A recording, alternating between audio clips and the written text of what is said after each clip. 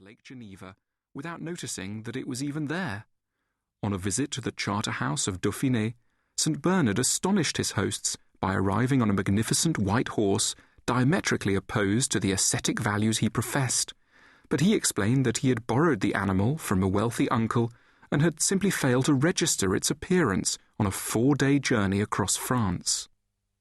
Nevertheless, such determined efforts to scorn visual experience have always been matched by equally persistent attempts to mould the material world to graceful ends. People have strained their backs carving flowers into their roof beams, and their eyesight embroidering animals onto their tablecloths. They've given up weekends to hide unsightly cables behind ledges. They've thought carefully about appropriate kitchen work surfaces. We seem divided between an urge to override our senses and numb ourselves to our settings, and a contradictory impulse to acknowledge the extent to which our identities are indelibly connected to and will shift along with our locations. Belief in the significance of architecture is premised on the notion that we are, for better or for worse, different people in different places, and on the conviction that it's architecture's task to render vivid to us who we might ideally be. But sensitivity to architecture also has its more problematic aspects. If one room can alter how we feel, if our happiness can hang on the colour of the walls or the shape of a door, what will happen to us in most of the places we're forced to look at and inhabit? What will we experience in a house with prison-like windows, stained carpet tiles and plastic curtains? It's to prevent the possibility of permanent anguish that we can be led to shut our eyes to most of what's around us, for we're never far from damp stains and cracked ceilings, shattered cities and rusting dockyards. We can't remain sensitive indefinitely to environments which we don't have the means to alter for the good. There's no shortage of reasons to be suspicious of the ambition to create great architecture. Buildings rarely make palpable the efforts that their construction demands. They are coyly silent about the bankruptcies, the delays, the fear, and the dust that they impose. Even when we've attained our goals, our buildings have a grievous tendency to fall apart again with precipitate speed. It can be hard to walk into a freshly decorated house without feeling preemptively sad at the decay impatiently waiting to begin. In his essay On Transience, written in 1916, Sigmund Freud recalled a walk he took in the Dolomite Mountains with the poet Rainer Maria Rilke. It was an exquisite summer's day. The psychoanalyst was glad to be outdoors. It had been raining all week, but his companion walked with his head bowed and remained taciturn throughout the excursion. It wasn't that Rilke was oblivious to the beauty around him. He simply couldn't overlook how impermanent everything was. Freud was unsympathetic. For him, the capacity to love anything attractive, however fragile it might be, was a hallmark of psychological health.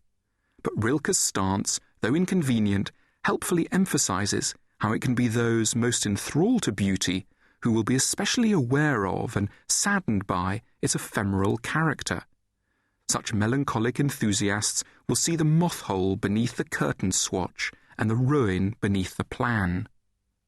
At its apex, a passion for architecture may turn us into aesthetes, eccentric figures who must watch over their houses with the vigilance of museum guards, patrolling their rooms in search of stains, a damp cloth or sponge in hand. Aesthetes force us to consider whether happiness may not sometimes turn on the presence or absence of a fingerprint, whether in certain situations beauty and ugliness may not lie only a few millimeters apart. We should thank these sensitive spirits for pointing us with theatrical honesty towards the possibility of a genuine antithesis between competing values, for example, an attachment to beautiful architecture and the pursuit of an exuberant and affectionate family life. How wise were the ancient philosophers in suggesting that we exclude from our vision of contentment anything that might one day be covered by lava or blow down in a hurricane, succumb to a chocolate smear, or absorb a wine stain. Architecture is perplexing, too, in how inconsistent is its capacity to generate the happiness on which its claim to our attention is founded. While an attractive building may on occasion flatter an ascending mood, there will be times when the most congenial of locations will be unable to dislodge our sadness or misanthropy. We can feel anxious and envious even though the floor we're standing on has been imported from a remote quarry and finely sculpted window frames have been painted a soothing grey. The noblest architecture can sometimes do less for us than a siesta or an aspirin. Those who've made architectural beauty their life's work know only too well how futile their efforts can prove. After an exhaustive study of the buildings of Venice, John Ruskin acknowledged that few Venetians in fact seemed elevated by their city, perhaps the most beautiful urban tapestry in the world.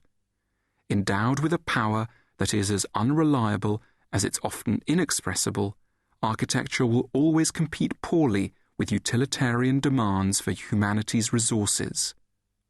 How hard it is to have to make a case for the cost of rebuilding a mean but serviceable street. How awkward to have to defend, in the face of more tangible needs, the benefits of realigning a crooked lamppost or replacing an ill-matched window frame. Beautiful architecture has none of the unambiguous advantages of a vaccine or a bowl of rice. Its construction will hence never be raised to a dominant political priority. Even if we could spend the rest of our lives in the Villa Rotonda or the glass house, we would still often be in a bad mood. Not only do beautiful houses falter as guarantors of happiness, they can also be accused of failing to improve the characters of those who live in them. Whatever the theoretical affinities between beauty and goodness, it's undeniable that in practice, farmhouses and lodges, mansions and riverside apartments have played host to innumerous tyrants and murderers, sadists and snobs, to characters with a chilling indifference to the disjunctures between the qualities manifested in their surroundings and in their lives. Architecture may well possess moral messages. It simply has no power to enforce them. It offers suggestions instead of making laws. We should be kind enough not to blame buildings for our own failure to honour the advice they can only ever subtly proffer. Suspicion of architecture may in the end be said to centre around the modesty of the claims that can realistically be made on its behalf. Reverence for beautiful buildings doesn't seem a high ambition on which to pin our hopes for happiness, at least when compared with the results we might associate with untying a scientific knot or falling in love, amassing a fortune or initiating revolution. To care deeply about a field that achieves so little and yet consumes so many of our resources forces us to admit to a disturbing, even degrading lack of aspiration. In its ineffectiveness, architecture shares in the bathos of gardening. It's forgivable to conclude that there must be grander causes to which human beings might devote themselves. However, after coming up against some of the sterner setbacks which bedevil emotional and political life, we may well arrive at a more charitable assessment of the significance of beauty, of islands of perfection in which we can find an echo of an ideal which we once hoped to lay a permanent claim to. Life may have to show itself to us in some of its authentically tragic colours before we can begin to grow properly visually responsive to its subtler offerings.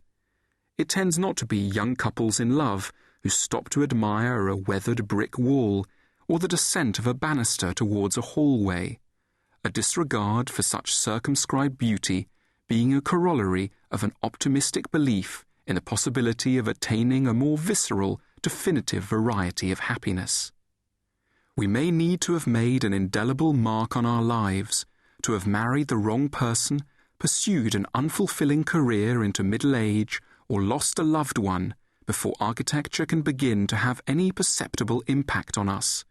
For when we speak of being moved by a building, we allude to a bittersweet feeling of contrast between the noble qualities written into a structure and the sadder, wider reality within which we know them to exist.